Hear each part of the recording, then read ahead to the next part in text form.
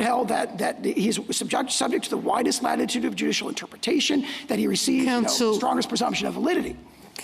I just don't understand this argument. It's not an article. It's a congressional power, not a presidential power to tax. And you want to say tariffs are not taxes, but that's exactly what they are. They're generating money from American citizens, revenue.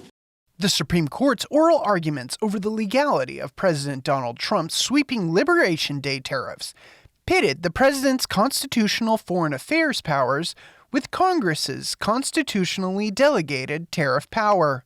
The justices appeared highly skeptical of Solicitor General D. John Sauer's arguments that the president's sweeping tariffs under the International Emergency Economic Powers Act are lawful.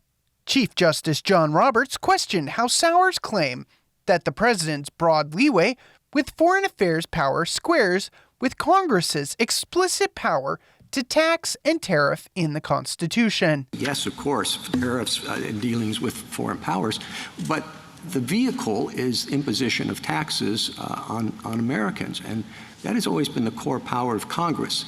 So to have the president's foreign affairs power trump that basic power for Congress seems to me to kind of at least neutralize between the two powers, the executive power and the legislative power. Let me say two things in response to that. First, the notion that the taxes are all borne by Americans and are not borne by foreign producers whose goods are imported is empirically, there's no basis for that in the record. It's actually a mixed. Well, who pays the tariffs? The Solicitor General also faced a grilling from multiple justices over the assertion that the statute's provision allowing the president to regulate importation of foreign goods includes tariff powers, despite not explicitly mentioning it. Justice Amy Coney Barrett asked Sauer what other laws exist with the language which grant a tariff power, to which Sauer was only able to directly point to the Trading with Enemies Act.